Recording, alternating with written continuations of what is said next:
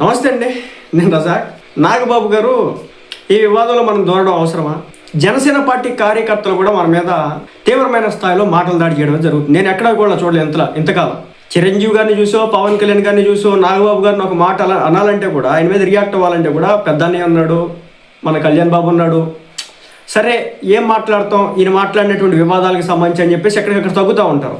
ఎందుకో కూడా చెప్తాను మీకు. నేను 2 విషయాలు చెప్తే ఇప్పుడు. నెంబర్ 1, మా elections, movie artist association elections. ఆ ఎలక్షన్స్లో మెగా ఫ్యామిలీ నుంచి చిరంజీవి గారు బయటకు రాలేదు, పవన్ కళ్యాణ్ గారు బయటకు రాలేదు. అన్నీ పెద్దగా ఉండి మన నాగబాబు గారు బయటకు వచ్చి అప్పుడు ఆనాడు ప్రకాష్ రాజ్ కోసం చాలా పోరాటాలు అయితే చేసినాడు. చాలా పోరాటాలు. అప్పట్లో హయ్యర్ పర్పస్ అని, అదని ఇదని మంచు మనోజ్ లాంటి వాళ్ళు కూడా మాట్లాడితే వాళ్ళ కౌంటర్లు ఇచ్చినందుకు కానీ మాకు వచ్చినటువంటి సత్కారాలు ఏంటంటే కొంచెం ఇబ్బంది పెట్టే ప్రయత్నం అయితే చేసినారు వాళ్ళ దగ్గర నుంచి. ఆ టైంలో బేసిక్గా కేవలం ఆ రోజు నాగబాబు గారిని సపోర్ట్ చేయడం కోసం, ఆయన కోసం సపోర్ట్గా మాట్లాడడం కోసం మిమ్మల్ని టార్గెట్ చేస్తున్నారు, హయ్యర్ పర్పస్ అంటున్నారు, అదంటున్నారు, ఇదంటున్నారు అని చెప్పేసి మీ మీద అభిమానంతో, గౌరవంతో, చిరంజీవి గారి మీద ఇష్టంతో ఆ రోజు నేను మాట్లాడిన దానికి గాను మాకు పడినటువంటి సత్కారాలు అలాంటివి అనమాట. కానీ వయసు పెరిగాక ఎవరో మెరుగ్గా పెరిగినట్టుంది నాకు కూడా. శివాజీ గారు మాట్లాడిన దాంట్లో పెద్ద తప్పు అయితే కనిపించలే. ఆయన మాట్లాడిన 2 పదాలకి, సామాన్లు కావచ్చు లేదంటే ఇంకోటి దరిద్రపు అన్నదానికి క్షమాపణ చెప్పినాడు. అక్కడితో వదిలేసినారు, వదలతల్లా. వాళ్ళు చిన్మయ్య కావచ్చు లేదంటే అనసూయ కావచ్చు, ఇద్దరు కూడా న్యూస్ 18 అనే ఒక నేషనల్ మీడియాకి వెళ్ళి వాళ్ళు డిబేట్లో పార్టిసిపేట్ చేసినారు, ఇంటర్వ్యూ ఇచ్చి వచ్చినారు. తర్వాత అన్నయ్య వాళ్ళు వచ్చేసి శివాజీ గారిని క్వశ్చన్లు అడిగినారు. అంటే నేషనల్ వరకు వెళ్ళిపోయింది అనమాట. ఆయన అన్న ఒక మాట ఏమన్నాడు, పద్ధతిగా సంప్రదాయంగా ఉండమ్మా, కొంచెం ఇబ్బందులు అవుతా ఉన్నాయి అని చెప్పేసి ఏదో మాట వరుసగా చెప్పిన దానికి గాను మా బట్టల గురించి నువ్వు మాట్లాడతావా, దాని గురించి నువ్వు మాట్లాడతావా, దీని గురించి నువ్వు మాట్లాడతావా అని రోడ్డు ఎక్కేశారు అంతా కూడా. కొంతమంది సినిమా వాళ్ళు, ఆ బీవీఎస్ రవి అంట, ఆయన ఒక రకమైన కామెంట్లు. నాగబాబు గారు ఇప్పుడు రంగంలో దిగినారు. సరే, ఇదంతా ఇప్పుడు నేను ఎందుకు చెప్తున్నానంటే, మూవీ ఆర్టిస్ట్ అసోసియేషన్ అని ఎలక్షన్స్ జరిగినాయి. ప్రకాష్ గారిని పక్కన నిలబెట్టుకున్నారు, ప్రకాష్ రాజ్ గారిని. ఎవరి పక్కన? మెగా ఫ్యామిలీ పక్కన.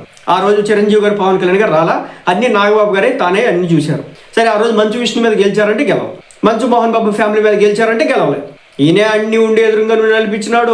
ప్రకాష్ రాజ్కి తప్పనిసరిగా ఈసారి ఓటేసి గెలిపించాలన్నాడు. అదే ప్రకాష్ రాజ్ ఇదే పవన్ కళ్యాణ్ మీద ఎలక్షన్స్ టైంలో అంత ఎత్తి ఎగిరినాడు. ఈ రోజుకి కూడా ట్రోల్ చేస్తూ ఉంటాడు. అదే పవన్ కళ్యాణ్ గారు, అదే ప్రకాష్ రాజ్. అది సంగతి.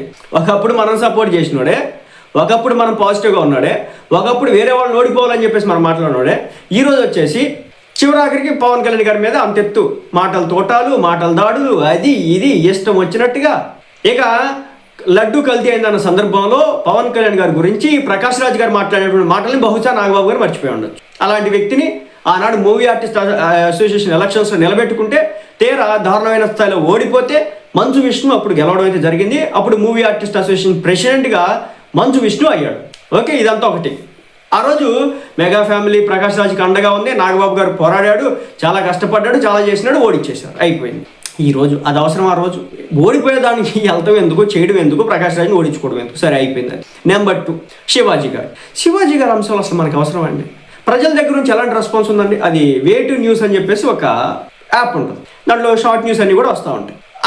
బేసిక్గా ఏదైతే వాళ్ళ ఆర్టికల్ రాస్తాడో, రాసిన దాని కింద పీపుల్ యొక్క ఒపీనియన్ అడుగుతారనమాట. అంటే లైక్ చేయమని, డిస్లైక్ చేయమని, షేర్ చేయమని, లేదంటే కనుక కామెంట్ పెట్టమని. దాదాపు దీంట్లో మీకు కనపడద్దో తెలియదు నాకు, దాదాపు దీంట్లో ఒక ఎప్పుడో 11ంటికి పెట్టారు ఒక పోస్టు. దాంట్లో 3700 పాజిటివ్ లైక్స్, థమ్స్అప్లు, ఒక 35,400 వచ్చేసి నెగిటివ్ లైక్లు అంటే డిస్లైక్లు, దాదాపు 5,500కు పైగా కామెంట్లు రావడం జరిగింది. దీంట్లో 95% కామెంట్లు అన్నీ కూడా నాగబాబు గారికి అగెనిస్ట్గా వచ్చినాయి. అంటే సమాజం ఎలా ఆలోచిస్తుంది, మనం ఎలా ఆలోచిస్తాం? నాగబాబు గారు ఇలా మాట్లాడడం ఏంటో, ఇలా చేయడం ఏంటో, ఆయన రియాక్ట్ అవ్వడం ఏంటో, ఆయన ఆ స్థాయిలో మాటల తోటాలు పేల్చడం ఏంటో, ఆయనకేమన్నా ఇది సమంజసమా అని చెప్పేసి జనసేన పార్టీ కార్యకర్తలే మాట్లాడుతూ ఉన్నారు. ఇక నేను ఇంతకుముందు ఒక వీడియో పెట్టాను, దాంట్లో మీరు చాలామంది చూశారు. దాంట్లో దాదాపు ఒక 300 కామెంట్ల వరకు వచ్చినాయి వితిన్ 2 అవర్స్లోనే.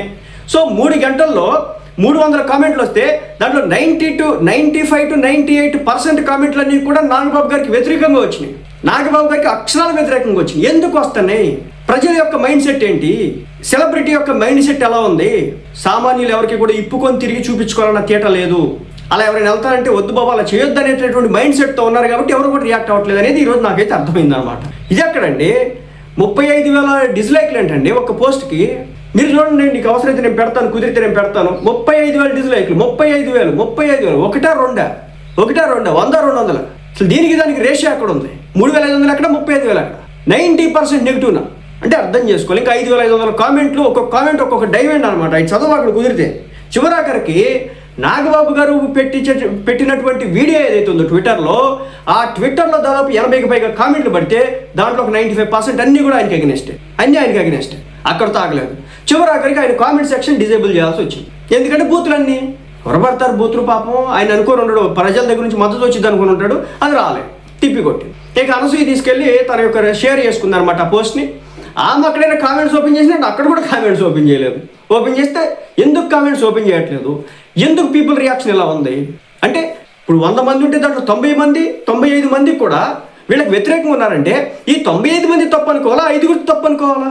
గట్టిగా వచ్చి బయటకు వచ్చి మాట్లాడింది ఒక నాగబాబు గారు కావచ్చు, ఒక ప్రకాష్ రాజు గారు కావచ్చు, ఒక అనసూయ గారు కావచ్చు, ఒక చిన్మయ్య గారు కావచ్చు, ఒక హెబ్బా పటేల్ ఆమె అంత అనుకున్నంత స్థాయిలో ఘాటుగా అయితే రియాక్ట్ కాలేదు. నా ఒపీనియన్ నాదండి, నా బట్టలు నేను వేసుకుంటాను అని చెప్పింది అంతే. పక్క పెడితే ఇంకొక ఉంది, ఎవరో పాయల్ రోజు పుత్తారు, అబ్బో ఆమె కూడా వీడియోలు చేసింది.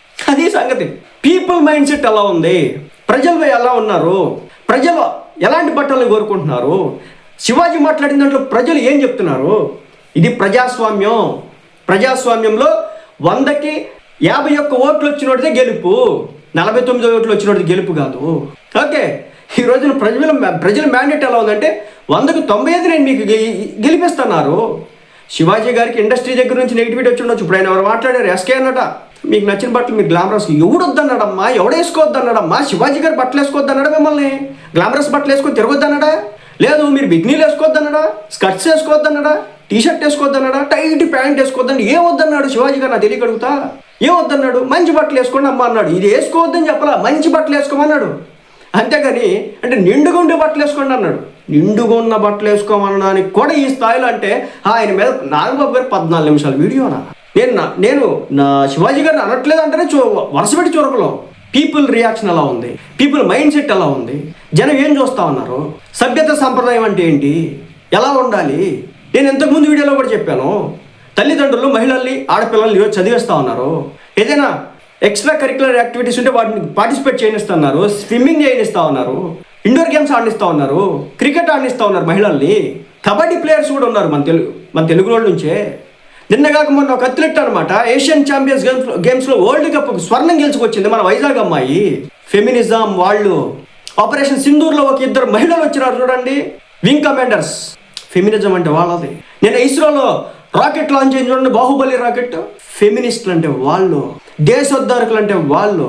మీరు చూడండి, మొన్న ఇస్రోలో కావచ్చు, నిన్న ఆమె ఎవరైతే అథ్లెట్ ఉందో ఆమె విషయంలో కావచ్చు, వాళ్ళకి రెస్పెక్ట్ ఎలా ఉంటుంది, వాళ్ళకి గౌరవం ఎలా ఉంటుంది.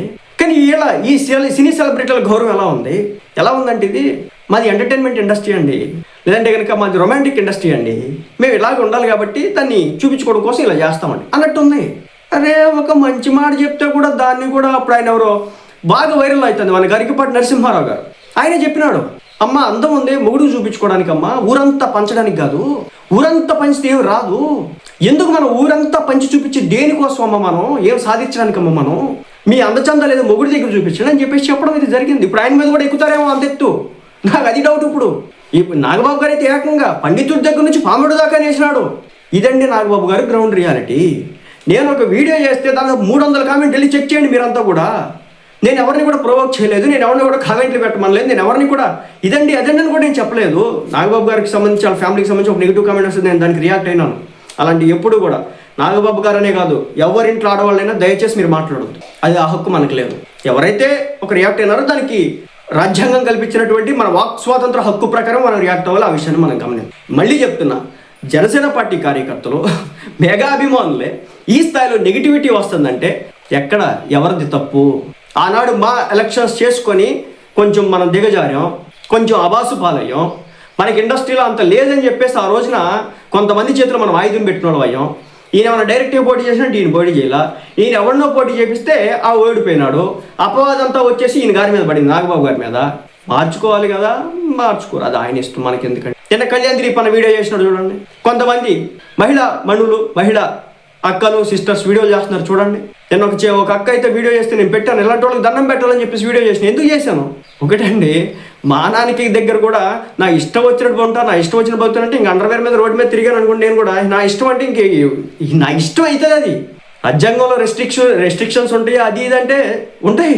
అంటే దేని గురించి ఎంత మాట్లాడాలి, దేని గురించి పాపం చివరాగరి శివాజీ గారు ఈరోజు వచ్చి మహిళా కమిషన్ దగ్గరికి వెళ్ళి ఆయన సంజయ్ సేద్ అని ఇచ్చుకున్నాడు. వచ్చిన తర్వాత మనుషులకి మంచి చెప్పకూడదండి, సలహాలు ఇవ్వకూడదండి, ఇవ్వడం అనవసరం అండి. అంటే ఒక మంచి మాట చెప్పినటువంటి వ్యక్తి యొక్క జీవితాన్ని కూడా ఇలా అతలాకుతలం చేసి జూమ్ మీటింగ్లో పెట్టుకుని ఇబ్బంది పెట్టేటటువంటి స్థాయికి వచ్చిందంటే సిచ్యువేషన్ అర్థం చేసుకోండి. ఇదేంటండి ఇన్ని డిస్లైక్లు ఏంటండి, నా లైఫ్లో చూడలేదు ఇన్ని డిస్లైక్లు. 35,400 డిస్లైక్లు, 3,700 లైక్లు, 5,500 నెగిటివ్ కామెంట్లు. ఏంటిది, ఏమి నడుస్తూ ఉంది? నేను పెట్టినటువంటి వీడియో కింద 300 కామెంట్లు ఆల్మోస్ట్ అన్ని ఆయన నెగిటివ్ కామెంట్లే. ఏంటిది, ఎటుపోతా ఉంది? మరి మారాల్సింది వాళ్ళు మీరు అర్థం చేసుకోండి. సమాజం మారాలో లేకపోతే ఇప్పుడు దీనికి కౌంటర్ ఇచ్చేటటువంటి వ్యక్తులు మారాలో చూడాలి. ఇది నిజం కదా, నిజం కదా చెప్తున్నా.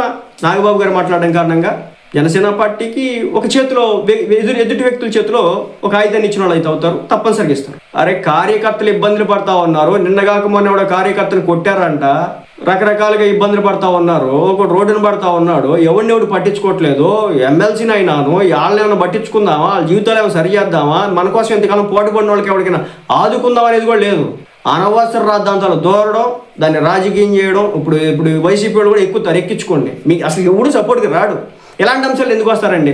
ఈ ఇష్టం వచ్చిన గొడ్డలు వేసుకొని రోడ్డు మీద తిరుగుతారంటే ఎవడు సపోర్ట్ చేస్తాడు చెప్పండి? ఎవడు రాడు, చూస్తారంతే. నువ్వు వద్దు అనరు, అవును అనరు, చూస్తారంతే. అది సంగతి. అలాంటి విషయాలు వీళ్ళంతవరకు తలదొచ్చుకోవడం మంచిది.